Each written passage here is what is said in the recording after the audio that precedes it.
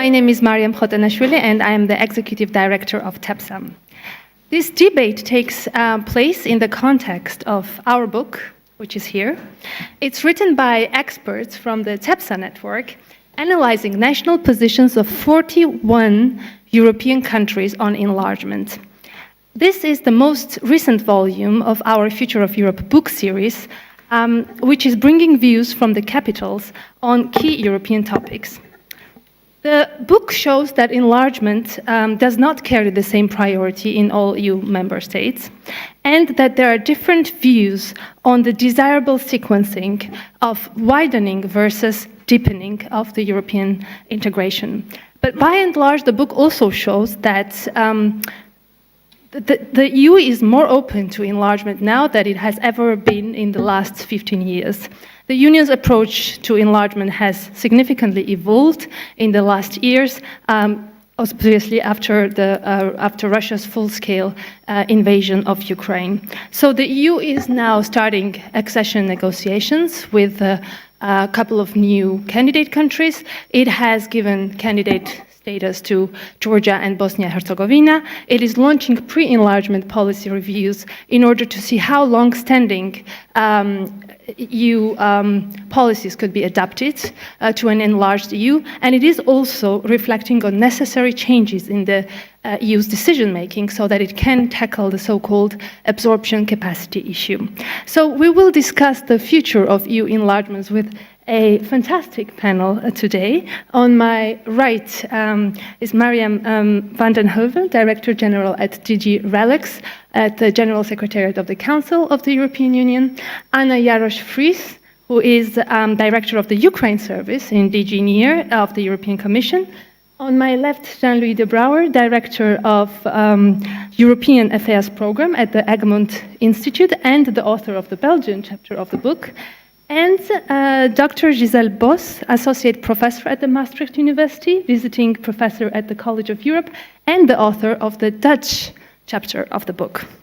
So I propose 2 rounds of questions to our speakers, 5 minutes each, and then we can open the floor to your questions and answers. So if I may start with Ms. van den Heuvel. As I said, TEPSA's book demonstrates that there is a diversity of views on enlargement from various capitals, while showing that Russia's full-scale invasion of Ukraine has prompted member states to give greater priority to the enlargement process. Now, how would you assess the member states' drive and motivation for the enlargement project from your experience at the Council Secretariat? And given that unanimity is required in the Council for further enlargement, are you not worried sometimes that enlargement can get stuck at so many steps if one or more member states decides not to move forward with the file? Okay, thank you very much, and thank you for this question. First of all, congratulations on the 50th anniversary of TEPSA. It's an honor to be here. And looking back, looking now, and looking to the future, I think that enlargement is a very good subject for that. Perhaps to start with the second part of your question, in fact, our work in the Council is always about finding the consensus, finding compromises, making sure that the member states together can move forward. When you go alone, you can go faster, but when you go together, you can go far. So that's a little bit, what we try to do. And when we look at previous rounds of enlargement, we have been quite successful. So I'm really pretty confident that we will manage this time as well. And I would like to concentrate my remarks on 2 things. One, why is it complex and why is it difficult? Why do we have these rules? And the second part is on why I think that we will succeed, and that links to your remark on the geopolitical context. So many steps before we can really start accession negotiations with a candidate country, and many of those steps, or all of these steps, are unanimous decisions that are taken in the Council. These negotiations are important, and they're not meant to be simple because they help to prepare the candidate country for membership, but they also focus on the EU acquis and the implementation of the necessary reforms. And only once all these steps have been taken and once it has been completed, then they can be incorporated into the accession treaty. So membership is a significant responsibility, not only for the candidate country that has to undergo all these reforms, but also for the EU. So, in fact, to grant membership to a new country is an intergovernmental decision. I mean, it changes the nature of the EU as well. So it is at the intergovernmental level. So legitimacy and ownership of such a decision are key, and that's why I think you would never have QMV in the enlargement process. This is, in fact, it's not from the EU to the outside, it's from the member states who have created the union and who accept a new member state to become part of the club. Then there is the principle that the accession track is merits-based, and we all know this, but I think this is also a good time to stress it again, because this has also political implications on how we function afterwards in an enlarged union, but it has also political implications on the degree of acceptance in our member states. So we all know we have our Copenhagen criteria. They are, of course, still valid as much. They are valid now, and they were valid 30 years ago. And we have even reinforced our merits-based methodology. This means that the process is fair, and there is a rigorous conditionality, that in fact there are no shortcuts or sugarcoating. This means that every step that is taken by a candidate country or a country which has ambition to become a member of the EU, it is reviewed, it is assessed, it is discussed in the Council, and the member states, of course, have their own representations in these countries. That's why we need to have these discussions to really judge whether a step has been taken or not. And during the last Council conclusions in December, this merits-based approach has been reaffirmed again. So we see that the member states really insist on the merits-based principle. And why is this important? It has the whole process of enlargement, of accession, has a transformative power to the countries that are on the European path. So it should be used in the right way. This means that if we just overlook certain problems, then it will just come back later. So it's important to do it step by step. And we can see that over the years, enlargement is a big success story of the EU. It has really we have just celebrated the 20th anniversary of the 2004 Big Bang enlargement, and it has unified Europe, and it has really mended the divisions that have been imposed by the Iron Curtain. Finally, a couple of remarks on the geopolitical dimension. When we talk about enlargement, we talk also about geopolitics. It's about choices we make at turning points in history. We saw that after the Iron Curtain fell, we had to make choices, we as EU, but also the states that were not a part of the EU, and we see now faced with Russia's aggression against Ukraine that we have to make the same type of choices. And for this reason, Granada Declaration of last October has described enlargement as a geostrategic investment in peace, security, stability, and prosperity. And what I see is that each individual member state, even though there are different, let's say, alliances, some member states will feel more strongly about Ukraine proceeding in the enlargement path, and others more towards the Western Balkans. What all the member states have in common is this geostrategic imperative, and this is felt very strongly. So one can say that because of the geopolitical imperative, we will manage to overcome divisions that we may have now when we discuss in the Council the enlargement process, and we will make sure that our candidate countries will continue to advance on their European path. Well, thank you very much for your insights. This links very well to my next question, actually, because you've covered both the merit-based process and the geostrategic imperative. So my question to Mrs. Jarosz-Fries would be, it's true that enlargement is partly about internal state transformation. But for enlargement to happen, a favorable geopolitical context is also needed. So how does the Geopolitical Commission actually try to mitigate these negative possible external factors in order to actually enable enlargement? And what are these factors? Thank you very much, and thank you for inviting me to this afternoon's discussion. Let me very much start by echoing what my esteemed colleague from the Council said. Enlargement is a geostrategic investment. And at the same time, it remains a merit-based process for all the reasons that Mariam explained. But then we have a really big challenge.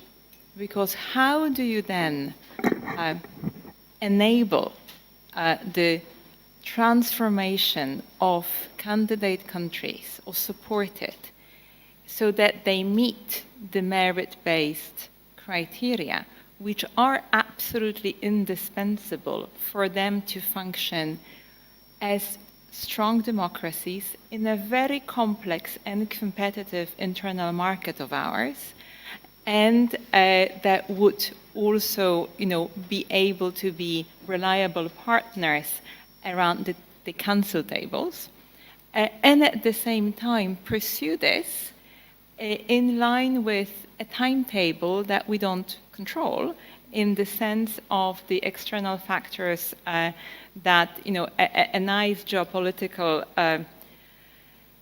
adjective is actually a euphemism for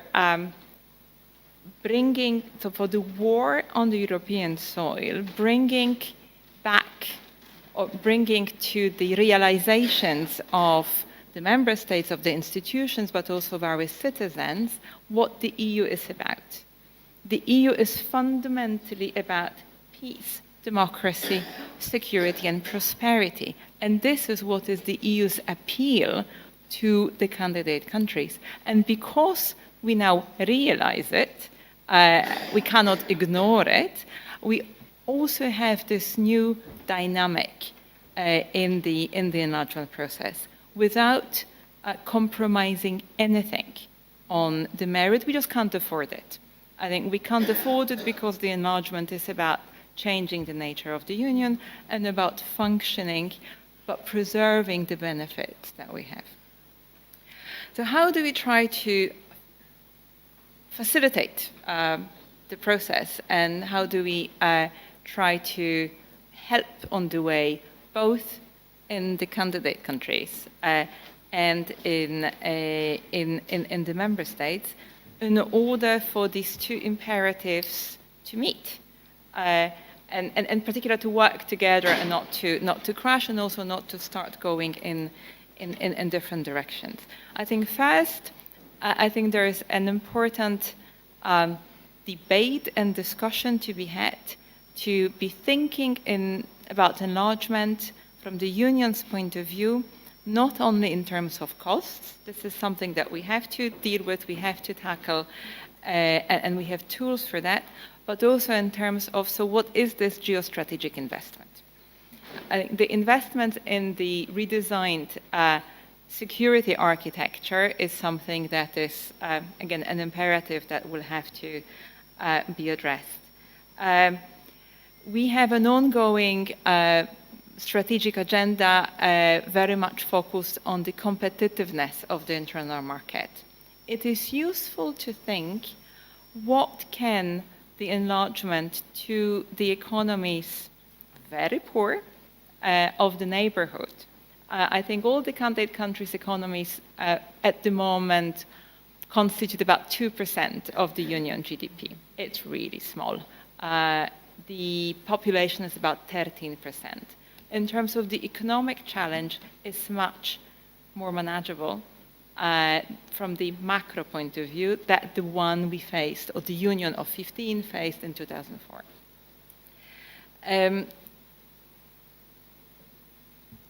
Strategic autonomy, competition in the new world order with other global powers, where the world is not necessarily competing on fair terms. Markets of the candidate countries, okay, Ukraine is the elephant in the room, is the biggest, the poorest, and the one with potentially biggest impact on the Union policies, with an actually interesting value proposition to the European industries that is worth looking at. So it's useful to have the debate about access to critical raw materials, to eventually having a source of energy which is structurally cheaper in Ukraine than it is in the Union member states with its own energy sources.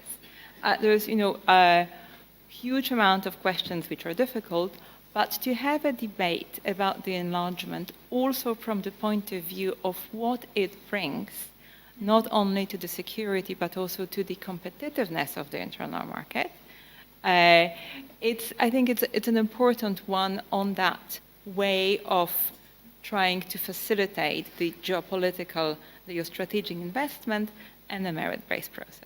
In terms of the merit-based process, I think the Commission has put forward, and we are very happy that the Member States agreed with the Commission that these were good instruments. We have a new way of linking enlargement-compatible reforms and the economic support.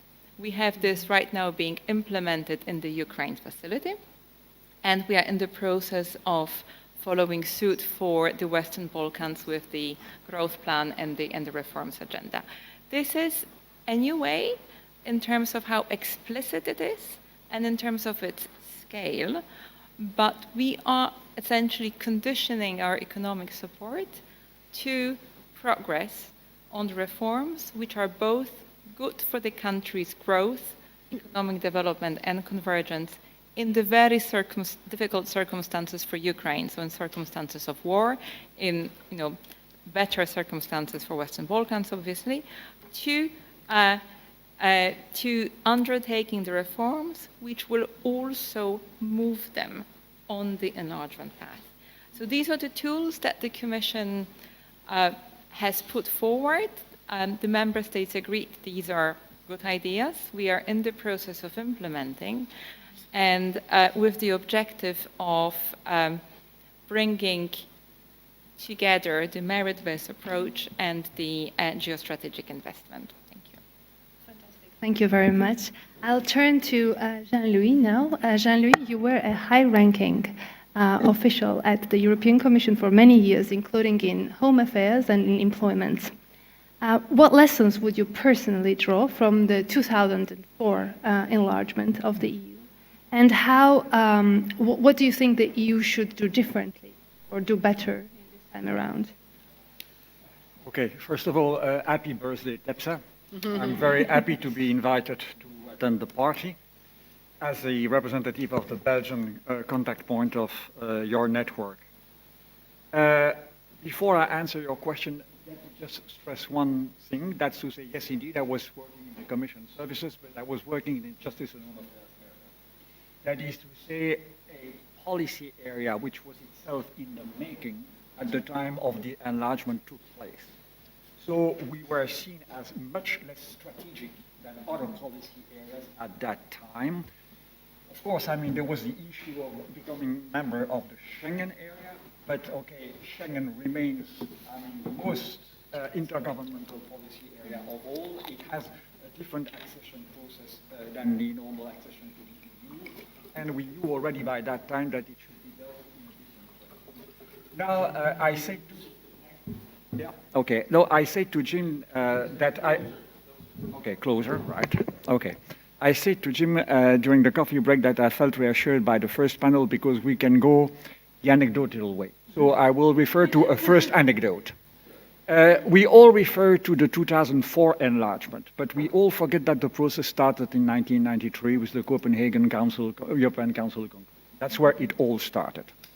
So these conclusions were adopted. I could come back on that later. And then, of course, the instruction came to the Commission services that we should prepare the screening of the legislation of the candidate country. We were not even a Directorate General at the time. We were a task force, and we were living under the auspices of the famous Maastricht Treaty, the third pillar of the Maastricht Treaty. So we started scratching our head and say, how are we going to process that screening? What are we going to screen? And then we had an idea. You might remember that there was the K article of the Maastricht Treaty, and that the first of these articles was listing 9, not competences, but matters of common interest. So we looked at them, and we drafted a questionnaire, 9 questions, each of them on one of these topics. And it was the way we framed the screening, at least in the first phase of the screening, of the then candidate countries in the area of justice and home affairs. What does that mean? It means that at that time we were in a much simpler environment, less complex, less volatile. We were in front of a group of rather homogeneous countries, which were all coming from the same past and which were all moving in the same direction.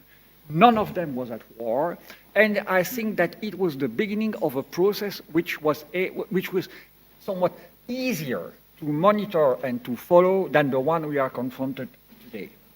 So that leads me to a first answer to your question. From that very specific angle and point of view, I wonder really if we have to draw lessons from the 2004 enlargement to shape the one that is ahead of us nowadays. Second anecdote. 10 years later, we are then a full Directorate General, working under the leadership of Antonio Vitorino.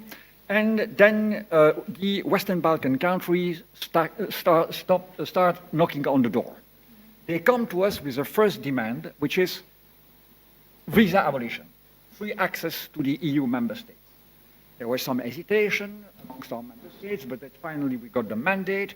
And under the directorate, it was not Vitorino, it was Frattini at the time, we started negotiating a visa facilitation and readmission agreement with all the Western Balkan countries at the same time, and we completed that negotiation process at the speed of light. It took us 18 months to have all these 10 agreements, negotiation complete. What struck me at that time, and there comes the personal touch, is how emotional this negotiation was for our counterparts on the Western Balkan countries. For them, reaching an agreement, reaching a deal on that was really a personal achievement as well as an achievement of their country. And looking back at what happened then, I said that maybe we might have missed an opportunity. We should have gone the same speed and the same way, opening the door and processing enlargement by the time. That's where I'm not so sure that it will be that easy to reconcile the geostrategic concern and the merits-based approach. I understand, I hear what you just said, but if it is about geostrategy, it is about speed. And I'm not so sure that, and I'm not pointing to one member state or the other, I'm not so sure that all our member states are willing nowadays to embrace that speedy approach. And in a way, reality goes in their direction, but because if we look at a so-called merits-based approach, we cannot but state that a certain number of Western Balkan countries are backsliding. They are not progressing, they are backsliding. So where does that lead us to? I think that, I'm looking forward the roadmap that will be adopted seemingly by the European Council in June, again referring to the Copenhagen Council criteria. It's a very interesting paper to read, of course, because you see the absorption criteria mentioned there for the first time, but also because you find the annex to it, and I know, Jim, that it was a time the Council conclusions were much too lengthy, but still, you find the annex to this Council conclusion a full work plan which set the scene for how the next years will be managed and what will be done during the next year in view of preparing the then candidate countries to the accession. I don't think that this is achievable. I don't think that we are ahead of a big bang accession again. I think that we are moving towards kind of a regatta approach. But there is space, that means regatta approach, but I think that it will not be possible. I heard Herman van Rompuy referring to ambiguity, and I completely shared what he said about ambiguity and the need to remain ambiguous, but I'm not so sure that lasting ambiguity will help. Thank you very much, Jean-Louis. You are absolutely right, of course, to point out that the context in which enlargement happened then was very different from today's context. And this brings me to the next question, actually, to Giselle, because not only the countries were not at war at that time, but also the Big Bang enlargement of 2004 happened kind of in parallel of the NATO enlargement.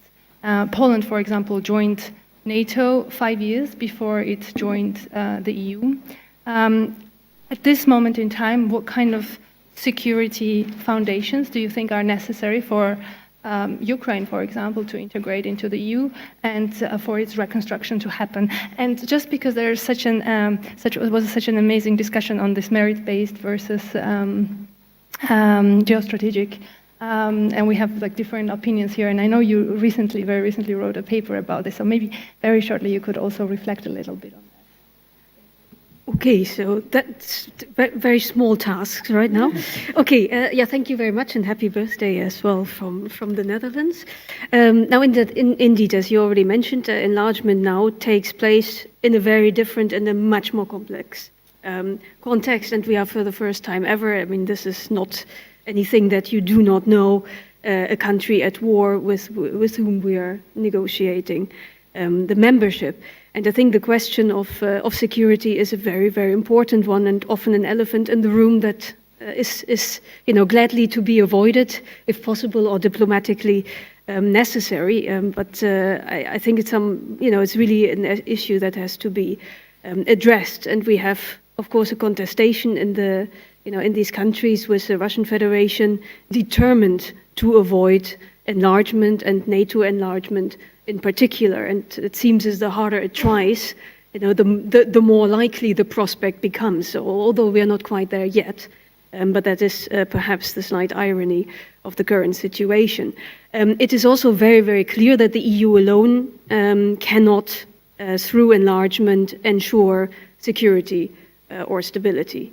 And so we need hard security from somewhere in this context in order to make sure that enlargement can take place, I would argue. And we have in the EU treaties, of course, Article 42.7 of the mutual assistance. But I think the clear example that the EU is not quite there yet is that Sweden and Finland chose to join NATO after all. So here, of course, that is not really an alternative so far. Apart from all the ambiguities about this particular article, although it is actually theoretically stronger than the one that we find in NATO. Now, there are different options, of course, on the table. There are all these different discussions, as was already mentioned. We have some member states that are, much more pro the enlargement also of NATO to Ukraine and also Moldova. The usual argument made here is, that Russia shouldn't have an effective veto over the membership of Ukraine in NATO. It is also used as an argument to say, well, that will hold the Russian aggression. And there are some question marks about, whether this is a possibility or not. At the same time, of course, you have especially the US and, of course, also Germany. And we have here two politicians who were also, they were during the Cold War and experienced the nuclear threat. And that is also something that Putin is very aware of. And he knows that these two politicians in particular can be trusted to be very careful when it comes to any potential nuclear fallout. And that there will be a lot of caution. And he said that multiple times, and that's why he probably also thinks that Trump is a bit more of a less predictable sort of individual in this regard. Nevertheless, so we have these member states too. You have other arguments, and here I think it's always important to remember that it's Ukraine that should take a sovereign choice over where it sees its future security-wise, and of course Ukraine sees its future in NATO. There are those that argue there should be some kind of neutrality. You know, the question is, I think we've had that discussion before in 2014, and would this then work? As we saw, Russia was not particularly impressed or in any way willing to accept that sort of neutral status. And acted nevertheless. So this is perhaps not a very good option. There is the issue of the security dilemma that is very often mentioned, and security guarantees joining NATO. But then again, this is most likely Putin's misperception of potential NATO intentions. So are we going towards the security dilemma is another question. But there are two more issues that I think are more important. There's always the argument that Russia cares a lot more about Ukraine and about Georgia and about Moldova than the West. And it's not that the West doesn't care, it's very clear. Also the honorable speakers mentioned before. But in the end, Russia will always care more. And that's a bit of an issue. And is the NATO really willing to trigger Article 5 and then act upon it?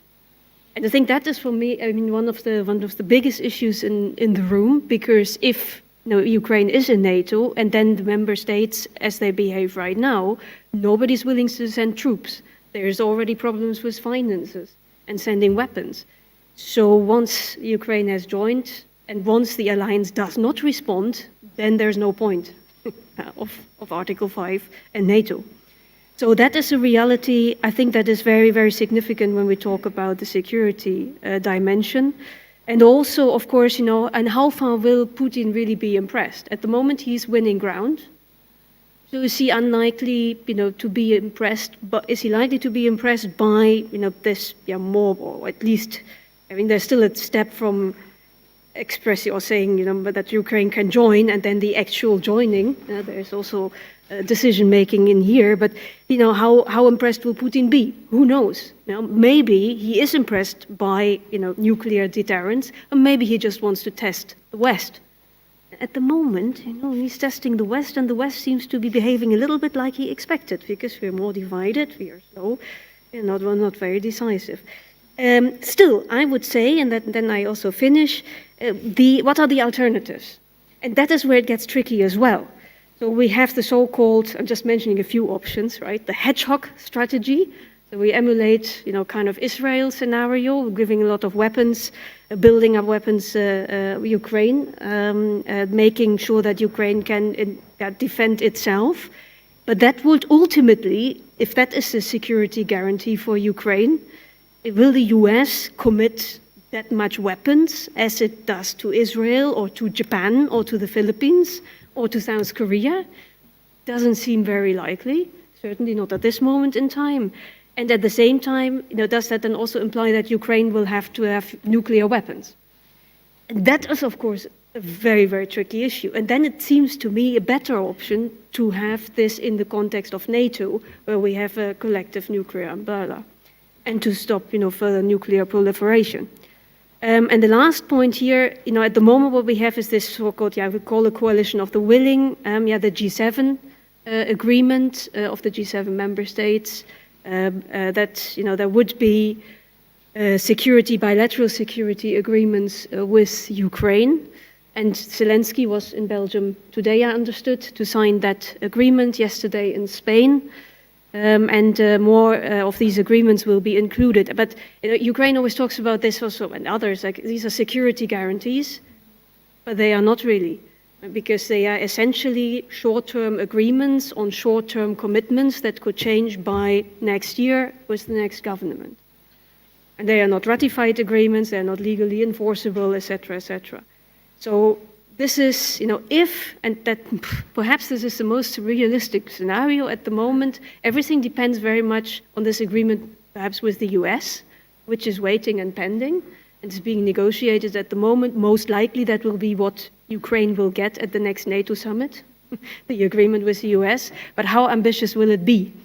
And I think there would be, how if it is ambitious, others might follow, and that would maybe be the best that Ukraine can hope for in terms of security agreements at the moment. But still, looking at this in an overall picture, these bilateral agreements, for what they're worth, they should, they are something to support, give security guarantees on the way to membership. And then ultimately, with all the options that there are on the table, I think that NATO membership is still the better option. And you still wanted me to reflect on something else, but maybe on the next round. Okay, perfect. Well, thank you, Giselle. Thank you very much. We need hard security from somewhere. I couldn't agree more. And still on this topic, let me turn to Ms. van den Heuvel. Let me quote from our Finnish chapter of the book. It says, enlargement makes no sense if it can be denied by an external actor using military force. How does EU enlargement process factor in the fact that Russia is working very determinedly in order to derail and undermine the enlargement process? And do you think that it's actually sufficiently acknowledged that enlargement process is not just about the efforts of the candidate countries, but actually the EU candidates and the EU itself are facing an adversary which is very serious about not allowing any meaningful progress? Thank you very much. So this links also again into the wider context that we are seeing, geopolitics, geopolitical tensions that impact directly on our societies, on our democracies, in the sense that there are hybrid threats, there are cyber attacks, there are attempts to undermine our electoral processes, and this is the context in which we live now because of, let's say, not only Russia, but also the wider global context that is occurring today. And we feel it on a daily basis, but I would say this is not only seen or felt in the candidate countries, it's even in our member states. So we should be very vigilant and very much aware what is happening and what are the attempts. And in fact, I could even say that the EU is preparing or has prepared itself already to a certain degree, but continues to do so. We have a hybrid toolbox. We have different instruments to make ourselves aware of what is happening and what are the dangers coming our side. We have recently, under the Belgian presidency, activated the Integrated Political Crisis Response Mechanism, the IPCR, which is in the Council, but which brings together all the member states, the EU institutions, but also anyone who would like to join. We can invite and share information. And the activation is about foreign interference in the run-up to the European elections. This was raised at the last European Council because many member states at the European leader level voiced concerns about this foreign interference and attempts to let's say, undermine the integrity of our processes. So I believe that there is definitely, let's say, awareness raising going on and member states being alert, as well as countries in our immediate neighborhood. On Russia, our adversaries to our system, I would say, are not necessarily trying to intervene in the enlargement process. I really don't think so. They are not. They are not, let's say, challenging the enlargement policy. What they seek is to destabilize countries. So they want to let's say, destabilize processes. They want to reinforce polarization in our political landscape. And all this because they believe, Moscow believe, as we are talking about Russia, that it is entitled to spheres of influence. Whether it is in Eastern Europe, in the Balkans, in South Caucasus. And so they try to exert control over those countries. If they can't exert control, they want more chaos, because chaos is good. I would say this, we see this in our immediate neighborhood, but we see it also further away, whether we talk about Syria, Sahel, etc. We see this, let's say this quest for influence and destabilization. So, and this takes different forms. It can be economic pressure, energy blackmail, disinformation campaigns, but also targeted support for anti-European and let's say, democratic political movements, whether it is in the EU or in our immediate neighborhood. And what are we doing about this? First of all, we need to be aware that it is happening. That's already one step. And it might sound very easy, but for a very long time we have lulled ourselves into sleepwalking. And I must say that that time is now over. But we are also actively helping candidate countries to resist, to build resilience and to counter this foreign interference. Owned geostrategic choice. And it is crucial that we help them in this choice, because sometimes Putin says, well, it is because of EU influence that they take a certain course on their path, but it's not true. It's a sovereign, it's an independent decision that has been taken, and we want to help those countries to continue on this path. And to give you an example, at the request of Moldova, the Republic of Moldova, last year we have launched a civilian mission to help Moldova to detect hybrid threats, cyber attacks, foreign information manipulation, interference, and we are actively helping them at their request to safeguard the integrity of the functioning of the country. So, and this is only one example. There are all kinds, and our esteemed colleagues of the Commission are also very much involved in the whole governance reform or strategic communication initiative, or the fact that you have an independent media, or all these elements, all this acquis that these countries are incorporating and the reforms that they are introducing make them stronger societies. It may be a bumpy road in certain cases, but in the end, it will lead to stronger democracies, stronger societies that can better resist negative influence from outside. We are also, you have already mentioned the security guarantees that the EU will give, is negotiating now with Ukraine. It's interesting to see there is a whole set of bilateral security guarantees, and Belgium was mentioned, but almost each individual EU member state. And what I understand is that hopefully in July we will be able to sign the EU-Ukraine security guarantees. And of course, one can say this does not replace NATO, but we don't seek to replace NATO. We don't seek to, it's and strong partners make strong partnerships. For those who see like an opposition between EU or NATO, I would say both go hand in hand. But the security guarantees that the EU can give are important, that what the member states can give are important. Let's not forget that when Putin started his aggression against Ukraine, he thought that it would be over in 2 weeks' time.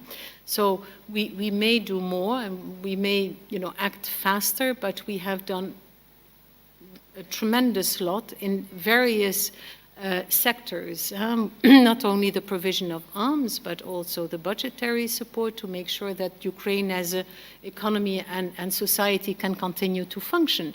We have provided diplomatic support. We are now engaging in massive outreach to try to make the peace conference a success, the one that will take place in Switzerland. So the war has highlighted the need for more unity, and I would say that one of the big mistakes of Putin was that with his aggression against Ukraine, in fact, he has reboosted the whole enlargement process in the EU, because partners who choose for the EU feel that it is like providing security, to choosing that path, and it has led to Finland and Sweden joining the NATO. So in a way, one can say that with the decisions that have been taken, it's a geopolitical response to this challenge that comes from our adversaries to try to undermine the way we live, the way we work and interact with each other. And we will be more effective when the group that is resisting this cooperates better together, shares information, and designs instruments by which we can act, but also, let's say, prevent certain activities from happening.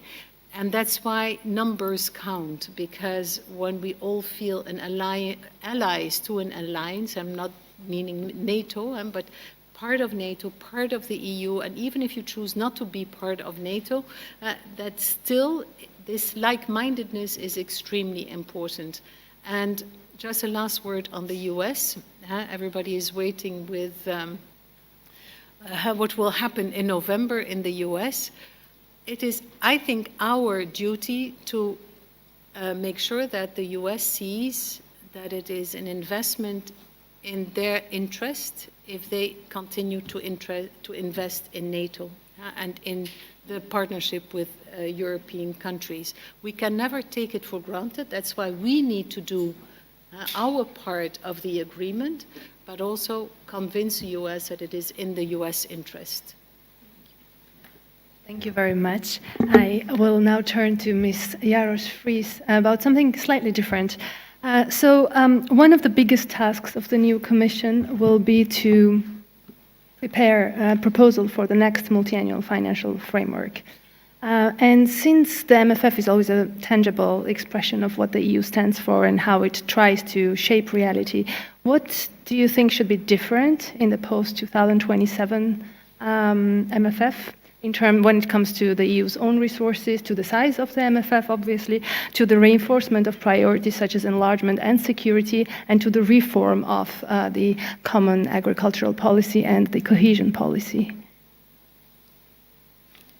No small question. I certainly don't have a crystal ball.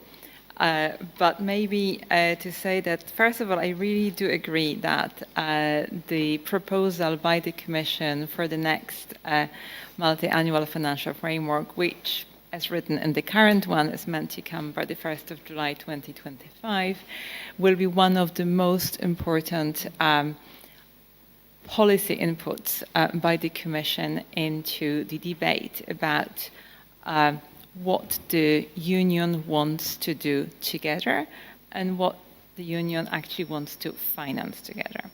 An enlargement, both in terms of financing the countries to get there and in terms of the impact on our internal policies, it's only one of the drivers, and if I may, I don't think it's the biggest driver.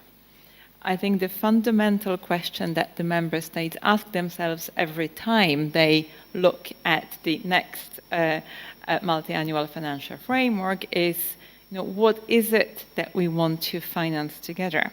What is financed better at the EU level that is financed at the national level? How do we want to ensure complementarity? Which policies are common? I think the oldest common policy financed fully from the Union budget is common agriculture policy. How do you want to support investments? Where at the moment, thanks to the response to the COVID, we have in a way two very big programs that support investments in the Union. We have the cohesion policy, which is fundamentally about support to investments in specifically designated geographical areas of the Union, and we have the biggest pot of the Next Generation EU, so Recovery and Resilience Facility, which is also fundamentally about supporting investments in the Union in digital and green transition, but not only.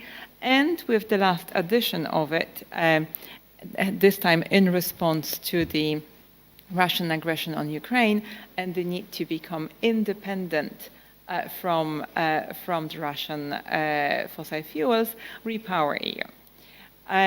So the the forces that the member states will have to look at is those that will shape the competitiveness of the union, so what do we want in the internal market, but it will also determine how much we want to do together externally. So how geopolitical should the union continue to be?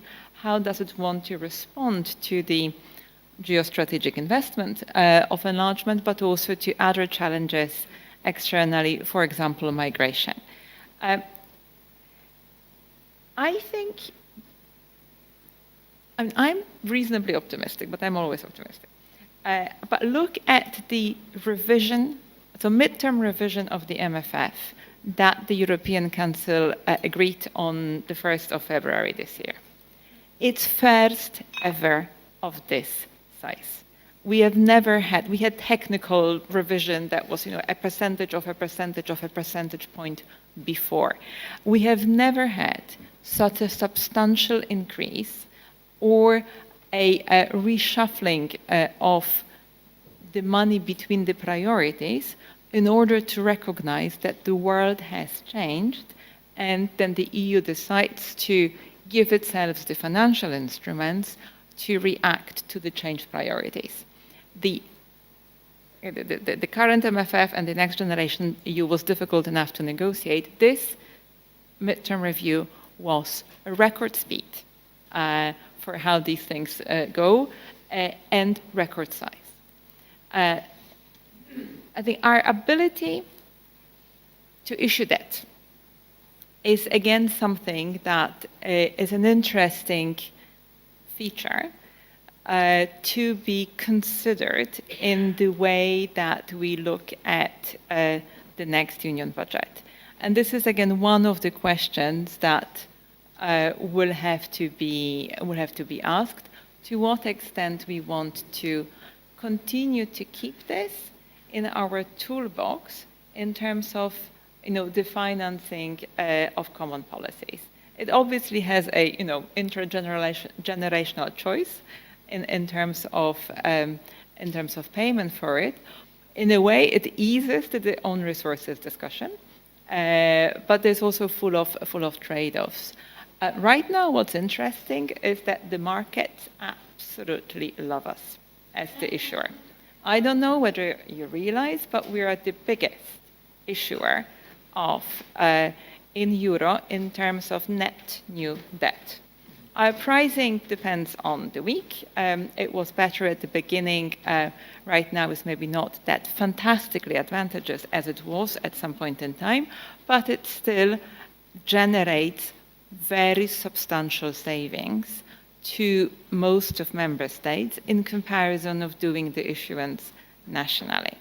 We don't only have a AAA as the Commission, we also have the volume, and the markets love the volume.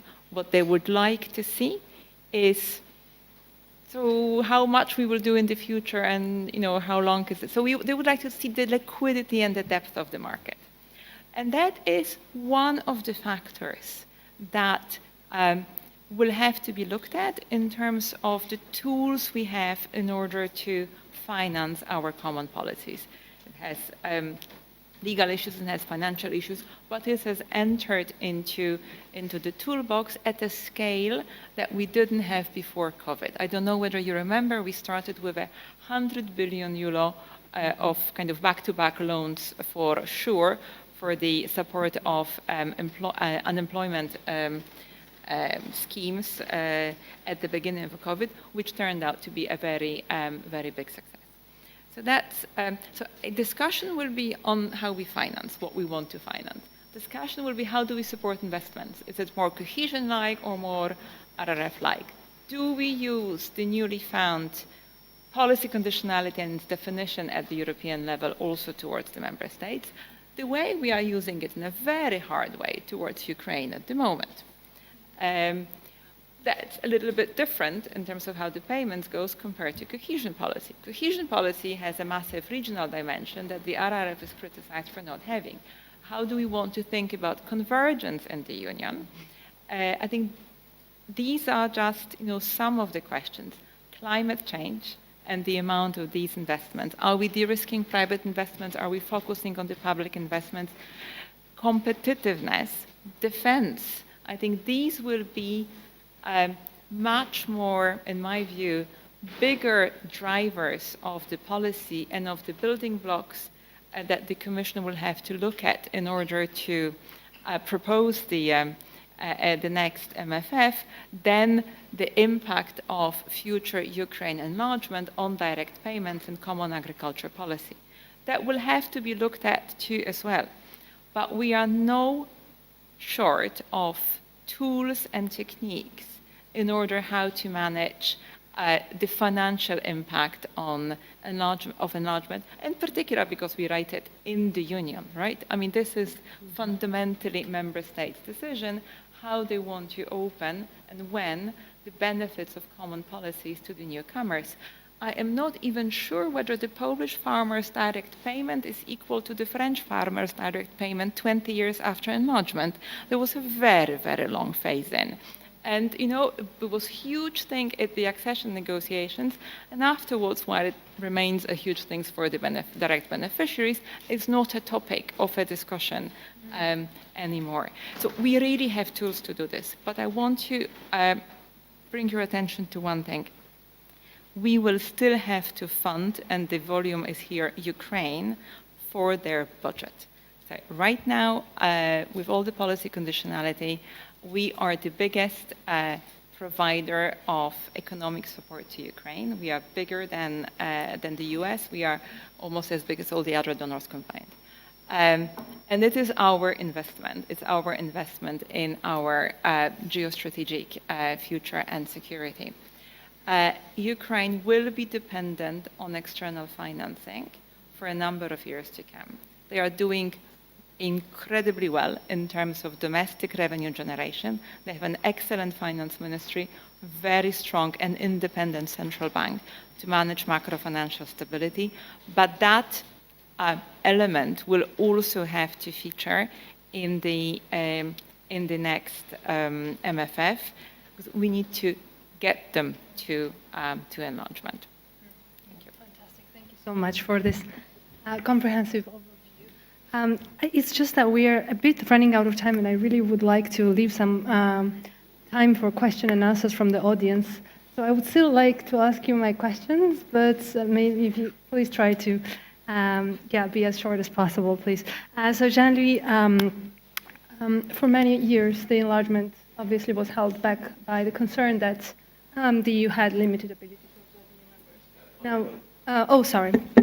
Now, in light of Russia's war against Ukraine, obviously this changed, and the EU is now reflecting on possible adaptations in its decision-making to tackle the absorption capacity issue. So my question is, and the Belgian presidency is actually now thinking of possible ways for changing the decision-making in the Council with greater, proposals possibly for greater use of qualified majority voting. So what do you think about that? Where do you think these debates would lead, in your view? As such, my shortcut answer to your question would be nowhere. But okay, let me elaborate on that. First of all, thanks a lot for having referred to both of us as having authored chapters in this book.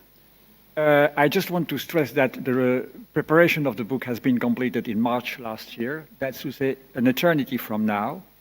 We were asked, all of us, to address some recommendations to the government, the national authorities. I did so in relation to the then incoming Belgian presidency, and I must say that we are not completely there yet. But that's the beauty of being a think tanker. Now, on widening versus deepening, let me look again backwards. 1993, we opened the Big Bang enlargement process. 2000, we have the Amsterdam and the Nice Treaty. 2001, we have the Lakeland Declaration, which throws these two treaties to the dustbin. And we open a negotiation process which ends up with the entry into force of the Lisbon Treaty in 2009. Lisbon Treaty, which was supposed to be the institutional answer to the absorption capacity criteria, and which, by the way, was fully negotiated with the then member states, new member states of the EU. So looking backwards, I'm not very worried about, the way to combine institutional changes and an enlargement process. It was done, and there is no reason that it could not be done again now. Everybody, of course, is insisting on the fact that the 2004 enlargement has been a winning scenario for all candidate countries. Was it detrimental to the EU decision-making process? I don't think so. We survived well, I refer to the previous session. We overcame the financial crisis with an enlargement union. We overcame the pandemic crisis with an enlarged union. I could quote also, actions taken as a response to the Russian aggression against Ukraine. We've delivered on the Green Deal. The Fit for 55 agenda was fully implemented with all member states on board, even if they are second thought nowadays. We have adopted the DMA, we have adopted the DSA, we have adopted the Artificial Intelligence Act, and so on and so forth. The one and only crisis where we could say could have been easier if everybody has not been on board by that time is the migration crisis. That really, okay, we had a problem, not that much with the decision-making process, but because obviously, all member states, and mainly, those having joined after 2004, yes indeed, are not exactly on the same line when it comes with migration management, but it's a completely different story. So again, this is an example looking backwards. It should reassure us looking backwards about the solidity and the capacity of the institution to adapt, the EU to adapt its institution mechanism. Now, meeting your criteria of being short, I still would like to come back to what I raised earlier, the dilemma between being fast and being comprehensive, the geopolitical constraint and the merit-based approach. The view that I defended in my contribution to this book was that we might be in a kind of past dependency scenario in these days. That's to say, if we keep on thinking the enlargement process the way we have achieved the previous one, we might end up in quite contradictory situations. That is to say, I was bold enough to say, okay, we might even think about forgetting about the very notion of enlargement, but that will not fly with the candidate country, of course. But simply, there were the reference to toolboxes. We have a series of tools available that we could use in a different and phased way, so that even if we stick to the baseline scenario of a merits-based approach, a regatta enlargement with not all candidate countries joining the Union at the same time, we can secure a mechanism, we can use mechanisms that would offer those lining up the feeling that, okay, they are getting closer, they are part of the family, and that their population are reaping the benefits of what is going on. And that's the example of the visa facilitation agreement negotiations with the Western Balkan countries that I quoted in my previous response. We have the, I always struggle with the acronym of the deep and comprehensive trade agreement, free trade agreement with Ukraine. We should not go light with the European political community. It is not a substitute, a surrogate to enlargement. We all know that, but it's an interesting place to have conversation while the enlargement process is taking place. Of course, it has not been that successful. We are all looking to what's going to happen in Blenheim in July, but we should bear that, keep that on the radar screen. There is this new approach of the financial support given to the candidate countries that was referred to earlier. So there are a series of tools that should be activated and put in place in a strategic way, while still processing a merit-based approach that will, of course, take a very long time, and that will not allow everybody to reach the EU membership shore at the same time. So that would be, I think, are we ready to do that? We might be forced to move that way under the pressure of that. Because, okay, you hinted at that earlier. I'm not a specialist in geopolitics at all, but we are not controlling major issues in our immediate neighborhood and environment. So we might be forced by event, including an environment which ends up at the other side of the Atlantic. So we might end up in a situation where we have indeed to start think out of the box, while indeed sticking to the mantra of the merits-based enlargement. Well, sorry, I did not answer your question.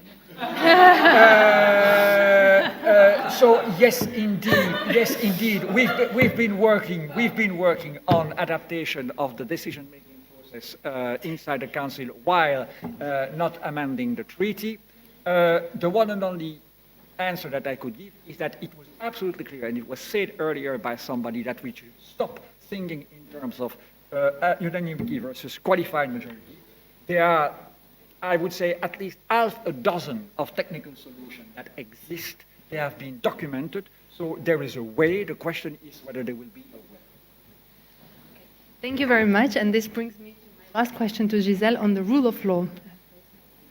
So experience shows that there is a risk that the candidate countries, but also countries that are already in the EU, may take an authoritarian turn. How should the EU engage with candidate countries with pro-European population but uncooperative governments? And how do we maintain the rule of law in an enlarged union? Sorry, this is such a big question for 1 minute. Do we need to change anything in the mechanism of monitoring and protecting the rule of law?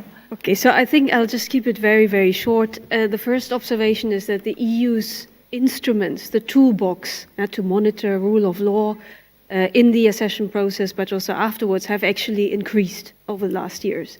And I think that's very important to keep in mind. I'm not naming all these tools now, but the fundamental chapters, monitoring mechanisms, we have also a principle of reversibility now, sanctions, and so on. But unfortunately for the EU, this is now all happening in a context that is, as we mentioned, much more complex. So to be fair on the EU, you can develop a lot of very sophisticated instruments, but there is actually also only so much that the EU can do. So that I should say first. There is norm contestation, we talked about it already, and it's not just Russian Federation, it's also China, it's Turkey, and so on. But then maybe there's a few things, and I wrote down 4 small points that the EU can probably still maybe relatively easily, maybe not do, but we don't even have to rethink the entire enlargement trajectory. But the first one would be, that when it comes to domestic politics, member states could perhaps refrain from using those as reasons to delay enlargement. And we have seen that, for example, with Greece and Bulgaria in the case of North Macedonia. So this has nothing to do with, the merits of the country, but it was very much the domestic, issues in politics. So if we could avoid that in the future, I think we would already look at a slightly different trajectory. And secondly, also that the EU has these sanctions possibilities in place, all these instruments, but is it using them? And at the moment, and we'll see also, of course, a test case of Georgia, with Western Balkans, recently also Serbia, North Macedonia, Albania, Bosnia-Herzegovina, we see democratic backsliding. What has the EU done? Has it used its instruments? Has it used the reversibility mechanism? Well, it's been rather hesitant to do so, and perhaps there were legitimate reasons to do so, but the US is a little less hesitant in this respect. And I think we see a good case with Georgia. I don't know, I guess today is the day where the law has been accepted, and then we will see how the EU reacts to this, and that would be an interesting case to see. And I would, hope that there is some more, determined reaction to this. A third point, very often, but that's also maybe not immediately the fault of the EU, but we are looking at technocratic indicators of democracy and corruption, and perhaps not really what happens in practice, but that's also the difficult procedure, but maybe here also more could be done.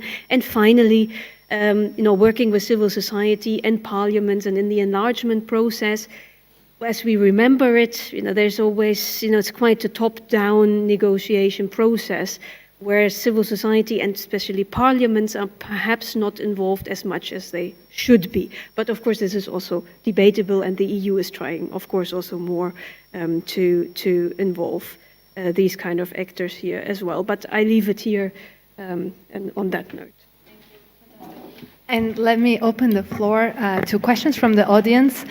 Please, yes, raise your hand and tell us your name and affiliation. I'll maybe pick up on 3 questions and then another 3. I already see Christy. Thank you for this very rich discussion. Christy Reich from the International Center for Defense and Security in Tallinn. I will save some of my comments for the dinner discussion where we can continue on the geopolitical enlargement, but just a brief comment and then a very concrete question. My comment is, if somebody in Europe says that Ukraine matters more to Russia, then first of all, it's factually not true. I'm just coming from Tallinn. Yesterday I was engaging with the Finnish and Estonian presidents, saying very clearly how existential it is for us that Ukraine must not be defeated. We heard in the previous panel by Herman von Rompuy saying that it's hard even to imagine what would happen to Europe if Ukraine is defeated. And a related point, if we say we cannot give enough weapons to Ukraine, that's a political choice. We have enough resources, and finally the European defense industry is picking up. It's not fast enough at this point, but the trend is there, and we shouldn't think that we are not able of coping with this and we cannot help Ukraine enough. It's a political choice. But then my question is about EU defense and Ukraine, the cooperation with Ukraine now and potentially the impact of Ukraine's accession. One thing we have seen during this war is how quickly the Ukrainian defense industry has developed, and it has a huge potential. And I know there is already increasing cooperation between different defense industries of EU member states and Ukraine. So how do you see the potential there, and to what extent, and how can Ukraine be integrated to the EU defense policy already before its accession to the EU? Thanks.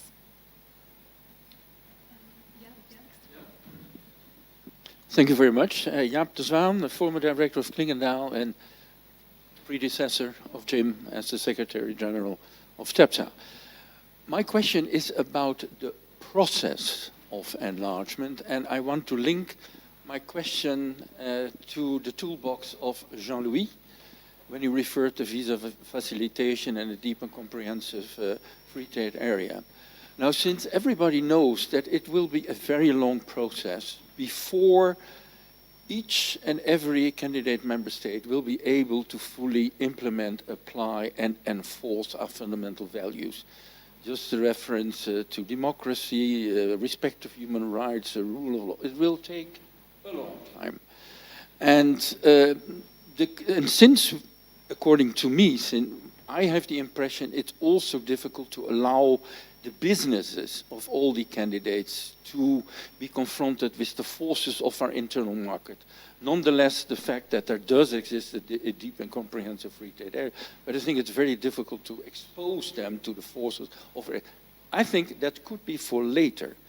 But in the literature and the academic discussions, there's often a reference to the gradual approach in order also to make the enlargement process more visible, to involve the governments of the candidates and to motivate the populations of the candidate. Why not start to involve them in a structural manner in those areas where we also ourselves, the existing member states and European Union, have an interest to bring them closer to us. And these are necessarily, I think, areas not fully covered by the community policy, but in the areas of migration, foreign policy, defense, combat of international crime, energy, climate, protection of the environment. There are certainly areas to find where we ourselves have an interest to involve them in a more concrete manner than by discussing documents and making all kinds of projects and whatever, but make it more concrete, to make the process more visible and to motivate also the populations. They are waiting and they are really longing to more commitment also from the European Union. And the question I addressed then more particularly to our colleagues from the both institutions, but obviously I welcome also comments from others. Wolfgang, you had a question, right? Please try to keep it as short as possible so that we can do another round. Thank you. My name is Wolfgang Quessels from the Institute for Europäische Politik in Berlin and University of Cologne. If I have a short question, how naive are we? I mean, it's good that you work on that. Have you any scenario when it could come into force? I mean, if you listen to the Russians, they are not only for the geography, but because they are afraid of the system, of the liberal system of the West, which is very much documented by the EU. So I all go ahead. But we should really think what is happening, what is happening when and how. And I think if there is a peace treaty, which we hope will come, there will be some compromises which Ukraine has to do, and I guess one will be not member of NATO and not member of the EU. So the question will be, go ahead, but we should also think about other alternatives. I'm very much doubtful about this general idea, geopolitics. You should really study what geopolitical thinkers are thinking about the world. One important thing is the overstretch of empires. There's a famous book, David Cameron, over Roman Empire, the British Empire, the US Empire, and you might call it the EU Empire. Anna, if I may call you Anna, you mentioned, yes, the cost we can still do. Do you have a calculation how much the Ukraine membership today would cost the European Union? And how it's this, we have that? Very good. So you come in on that. And secondly, how this would change the cost benefit. Who would become net payers? Who are not net receivers? So is the Union, this would be the empirical overstretch. Is it fit to do that? And it's not just about the majority voting. And I'm sorry, Jean-Victor, I was not convinced by your story about the 2004 enlargement. That was a totally different context, both in the EU like outside. I would imagine if we now have a constitutional convention again, we had one person who was against any reform. That was a communist Denmark, and I think he was the only one. You can imagine who will be now there. And there will be not only Orban, there will be others who will be, not to talk about the Dutch, we don't know who will be there really, but no, the situation is different. The tools might be all there, they might be even better, and even that's good to have them. But if they can be activated, that was, I'm very doubtful. So what can we do? Should think as the option B, if this kind of process is not going. That doesn't mean that you should not do your work. Very good. That's quite clear. But what can we do at a certain situation if, let's say, the scenario of the war goes on, or Ukraine had to accept a peace treaty, which means that it should remain neutral? Let's say these are all things which we should take into account. And on the tools, I don't know, because I'm not an expert on enlargement, perhaps you are more. There is this idea of staged integration. I mean, step by step. Is there any plans in this direction? Because that would follow a little bit your idea, to offer something already, even though not sitting necessarily at the table and having a veto. The merit-based, it's very nice, but this was abandoned in the 90s, except for Bulgaria and Romania, but they got even an agreement also, because nobody wanted that the others are in first. And no country wanted to have, Hungary and Czech Republic might be much earlier than Poland, but nobody wanted that, at least not the Germans. Okay, thank you for this. This was one basic question with some kind of differentiation. Should we think in other scenarios, not to give up but to add to our thinking a little bit more differentiated what might happen tomorrow in a different way. Okay. Thank you for a really good set of questions. Let me try to give a short perspective on some. So on the defense, I fully agree, and I think everybody recognizes it, that the speed of technological innovation that the Ukraine defense industry is undergoing in conditions of active war is something that no European army can compete with. So that is one of the assets that the cooperation with the Ukrainian defense industry is bringing to the European security. And I think the president of the Commission announced the opening of the kind of a security defense office in Kiev in order to further that cooperation. There are proposals in terms of how Ukraine can already participate in the industrial elements of European defense cooperation, which in itself requires a lot of moving forward. But in terms of value proposition and recuperation of the investments in the geostrategic endeavor of enlargement towards Ukraine, this is certainly one of the assets that benefits the Union very tangibly, even before enlargement. On the staged integration, it's happening now. So I think we are having the DCFTA, so Deep and Comprehensive Free Trade Area, together with the enlargement process and together with the Ukraine Facility Policy Conditionality. We have tried to make it make sense and talk to each other economically. Just to give you three elements in terms of how it is happening already, and we don't need to wait for the next stage of the enlargement negotiations for this to happen. One is roaming.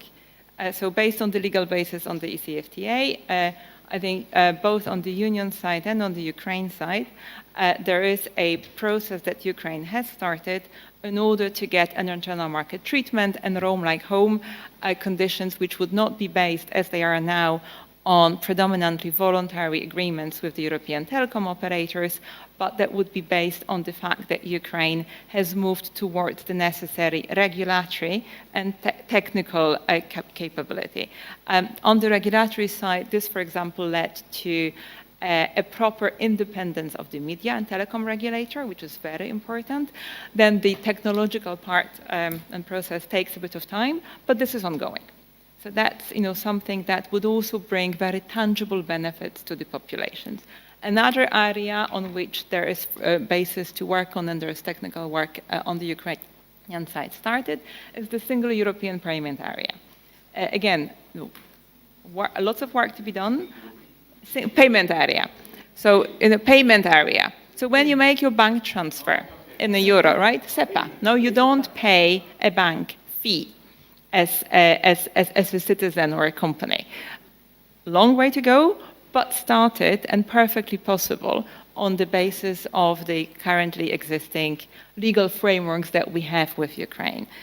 In terms of market access, I think the experience with ATMs, so autonomous trade measures, just extended until June next year, showed rather than those areas where Ukraine is competitive, raise a lot of protests from the European businesses.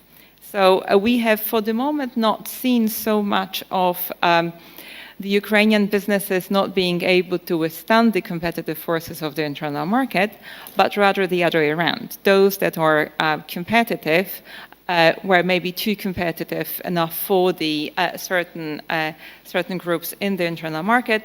It's mostly agriculture. It's nothing new or surprising. The speed of trade liberalization was massive. So it's also something that was fairly unprecedented. So I think that's something to keep in mind. What we are also, and the process based on DCFTA, started a number of product standards accreditations, so-called ACAs, in 3 areas that Ukraine has asked for, among others electronics and mechanical engineering elements, which when finished would allow them access to the internal market because they would be able to certify and will be comfortable with that certification. So we have ample possibilities. They are being used, but they take time also on the Ukrainian side.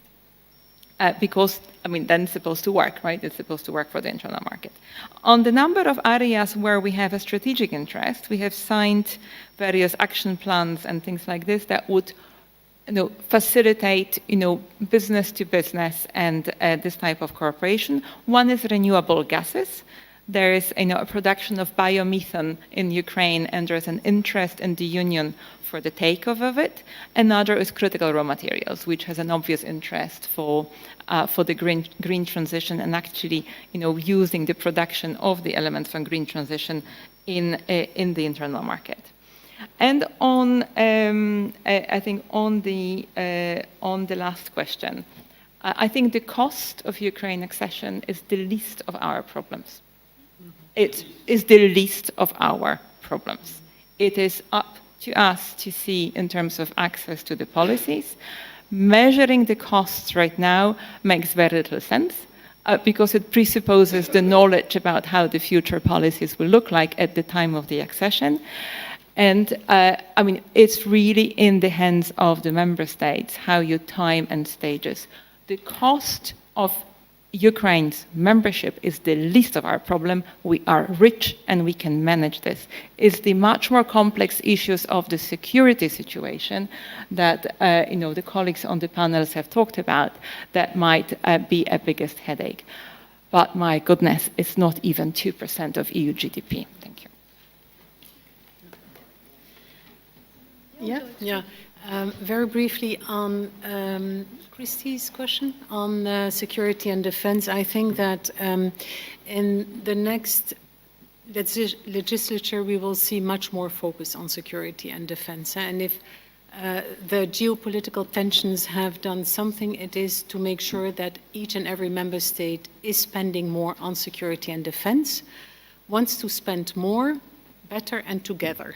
So if we really are looking ahead and want to take some giant steps in this area, whether it will be reflected in the proposal for the next MFF is something that is being studied now, whether you can use the EU budget to promote or to finance real security projects, initiatives in the area of security of defense. But we see already that with ASAP, EDIRPA, EDIP, that the Union's budget on the different legal bases is being used to really boost, let's say, the European defense industry, but also cooperation, joint procurement, etc., including cooperation with the Ukraine industrial, defense industrial bases.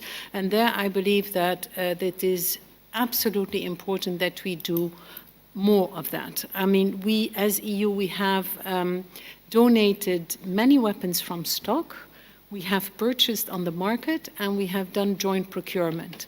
What we see now is one of the most interesting ways to go ahead is to allow the Ukrainian defense industry to have more funds to create more, to produce more weapons. Yesterday we heard from Minister Kuleba, who in the Foreign Affairs Council, that that the Ukrainian defense industry is now using 1/3 of its potential. If Ukraine has more funds, it can itself buy all the, let's say, what it needs, the raw materials that it needs to produce more arms. So there is a whole area where we can do much more, which is in our interest and in the interest of our partners.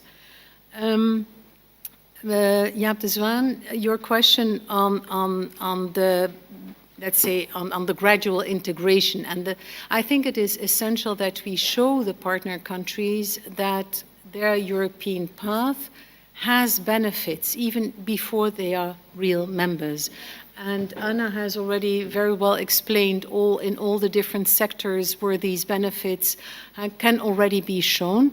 I would like, in addition to what Anna has said, mention the very good example that the Western Balkans Reform and Growth Facility, the growth plan, is including as well is, let's say, to it includes incentives for regional integration and regional cooperation, because we have seen that many partners look at Brussels, look at the EU, but it's extremely important to look in your immediate neighborhood and create more exchanges, more trade. When I was ambassador of the Netherlands to Belgium, I always gave the example that as Netherlands, we exported more to Belgium than we exported to the US and China combined. So the economic benefits of working more together in your immediate neighborhood is something that we can promote and make visible, and that it works in the interest of our partner countries. Perhaps lastly, on the on the different scenarios, and it's interesting what you say about overstretching empires. Very anecdotal. One of the podcasts that I can really recommend is a rise and fall of civilizations. It's really very interesting to see how civilizations come up and then end. It's really very well historically documented, and but I think as EU we're not there. I think we are still rising. I think that there is a very big European promise. We see it. It's still an example worldwide of a model that attracts a lot of interest and wherever, I mean, even with other models, whether it's in Africa or in Asia and other parts of the world, it's not a coincidence that most people want to come to Europe because there is freedom and there is prosperity. So I think we are not in the bad scenario. On the enlargement, what I would like to see on the cost of enlargement, and I fully agree with Anna, that what is the cost of not enlarging? And if we think about that, these costs might be even bigger than the cost of enlarging, including with Ukraine. Now, but it requires a different way of thinking. I've told this, Jim, before when I was talking to COREPER ambassadors who are now net receivers, and when I tell them that later they might be net payers, and then they say, oh, but we would love to become net payers because it means that we would be really, our economy will have developed, etc. But it's not I mean, you can be in the current situation net payer or net receiver. So it's about dividing, or let's say, it's about really putting priorities where the collective interest is. And it will mean that for certain net receivers that they will be net payers. But many of those net receivers now are the staunchest supporters of enlargement, so that I'm pretty confident that in the end they will see, master or generate the political will to go ahead, even on the budgetary side. Well, I would like first to follow up immediately on what Mariam said. I was, as many of you, surprised to read that a couple of weeks ago, one of the eminent members of the European Council said that l'Europe est mortelle. But as the same eminent member 2 years ago said that NATO was brain dead, I feel relatively reassured about the validity of these of this prediction. On stage enlargement, I mean, it's there. I mean, that was one of the recommendations of the Commission in its communication at the end of March. It was explicitly referred to by President von der Leyen when she presented that communication to the European Parliament.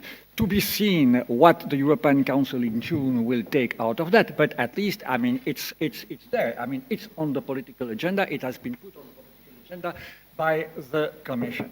Now, I would not, of course, dare to disagree with you, but you might remember that in my first intervention, I stressed the fact that, of course, very few lessons could be drawn from the 2004 enlargement because it took place in a much simpler, complex environment than the one that is taking place today. I fully agree with you.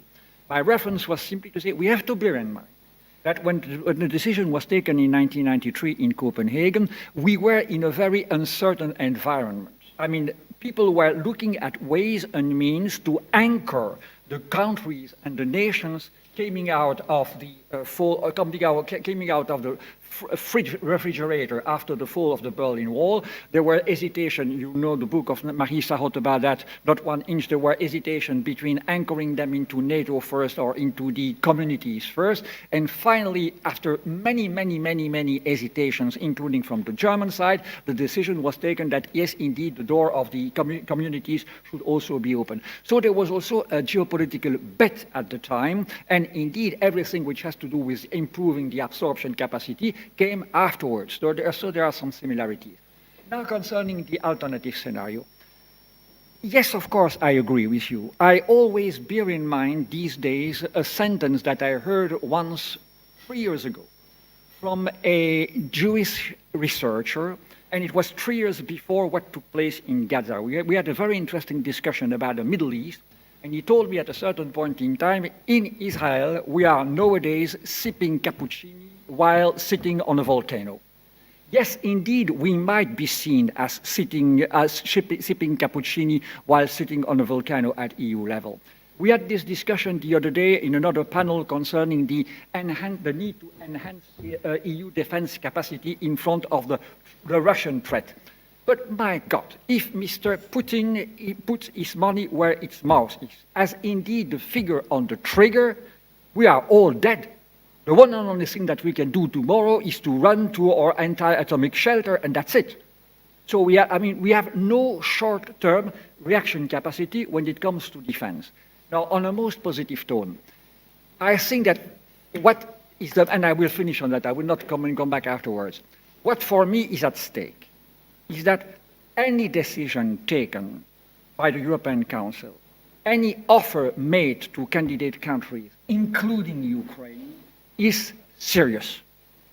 That all member states, all of them, put their money where their mouth is, and that we seriously commit themselves, and that we stop playing the little games that we've been playing these last 15 years with the Western Balkan countries, with all kinds of nice words, but being reassured that at the end of the day, we are not going to deliver, because, for instance, there is always a bad guy in the room which will not vote unanimously and will block the process. That would be, I think, the worst possible scenario. So the responsibility of the European Council in particular now is to take decisions and make offers that are credible, because we all know that the 27 member states are behind them and that they will be actually implemented. Right. No, just fully agree, and just 3 very short points in response to Kirsty's comment. I very much wholeheartedly agree with you. It's just when you sit in Amsterdam, when you sit in Madrid, and even further south, the war is very far away. And for the Baltic states and for Poland, that is an existential question, always has been. But I'm afraid that also what public opinion shows in the rest of the EU, and certainly in the US, we see that the Ukraine urgency of the situation and helping Ukraine and defending Ukraine, there is much less concern the more time passes. And that, I think, is very critical and very worrying. And I think that, would still, be a point to then be worried about, I would say, when it comes to, how committed the West then is to Ukraine.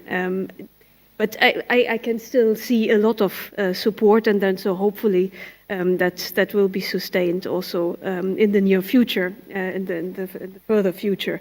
I think also the point on the defense industries, I think there's a lot also on this in the bilateral agreements, if I understand correctly. But then still that also costs money. And when we think about reconstruction of Ukraine, also potential economic development of Ukraine, who is paying the bill? And I think to leave it all to Ukraine in the end, which is what ultimately happens, if defense industries are located there, still, I would still say that is not an alternative to, eventual NATO membership and the support that comes, because then there would be much more, also finances for buying weapons, etc., and also defense capacities, and then Ukraine could actually use the money from its economic development for reconstruction. and for further economic development. So that is, I think, one important point I would say here. And lastly, the point on the overstretch of empire. I think if we have one empire that's overstretching, I think it would be the Russian Federation. And I fully agree with you, but I think neutrality is, of course, it's a realist, scholars, point of view on a potential scenario that could work. However, I fear that President Putin is not only thinking in realist terms, unfortunately. I mean, if he were, you could say, well, we could rely on the fact that if once Ukraine is neutral, it would be left alone by Russia, but it hasn't. I mean, that's been very clear, in 2014 and again in 2022. And I would say that here there's more that is at play. There is ideology. There is another sort of rationality there too, which is very difficult also to predict. I would argue, but there's different points of view on this.